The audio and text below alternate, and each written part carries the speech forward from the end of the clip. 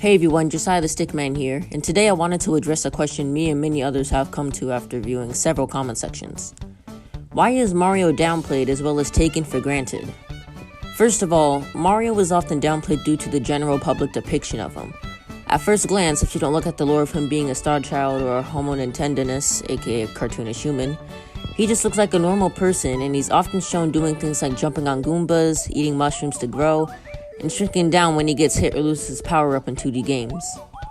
Most people generally associate Mario with his gameplay mechanics, and those people who do don't know anything about him. And people say he's getting hurt or dies by weak things, but not only are they gameplay mechanics, but every character has anti-feats for their durability. Like Sonic being hurt by badniks and even being able to be harmed by a freaking sandwich, Goku being harmed by lasers, and Naruto characters getting hurt by normal kunai knives.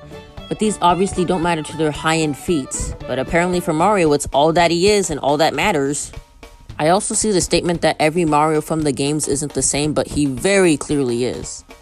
The gameplay mechanics being different in every game is exactly that. Unimportant mechanics that fit the game and incentive better but not make Mario different or stand out in a story or lore way to make him different. Not only does that go against the creator's vision, but it doesn't even make sense, and the spin-offs are obviously connected to the mainline games, and there has been zero valid evidence that disproves this. More evidence will be linked in the description.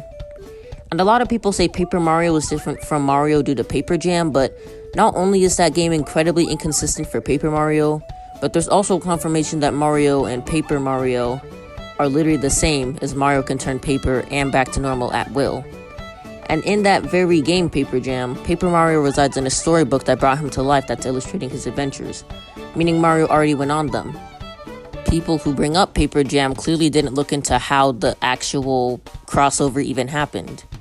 And Mario has battled many powerful enemies and has won many tough battles, but of course not a lot of people brought it up, so his godly enemies and gods are completely overlooked, and people just say, oh, he fights a big turtle, even though said big turtle is actually incredibly powerful himself.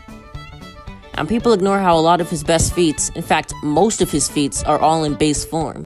And don't even get me started on how power-ups being lost in one hit is more than likely to be a gameplay mechanic, and that was only ever confirmed by the non-canon to the games because it changes how Mario even saw the Mushroom Kingdom movie, as well as the fact that Mario can just fix this issue with the bottomless gloves item. And let's not forget about how he has a power-up for almost any situation. Additionally, there aren't many popular YouTubers or well-known power scalers that even care about putting respect on Mario's strength.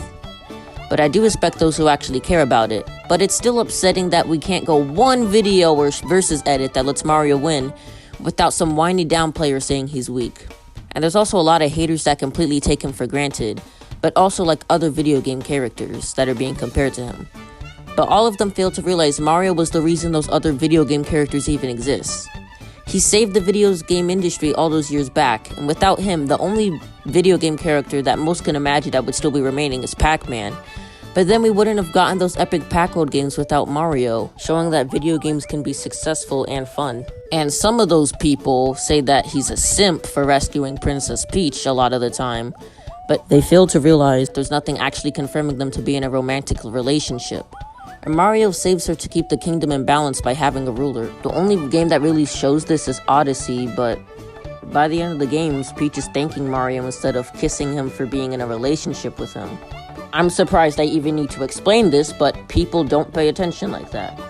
To be honest, the entire verse of Mario is pretty downplayed. And this may also be because of an opinion that some have that the Mario verse is bad for power scaling because there's no continuity or canon, when there very much is. I hope this video has shed some light on why this shouldn't be happening anymore.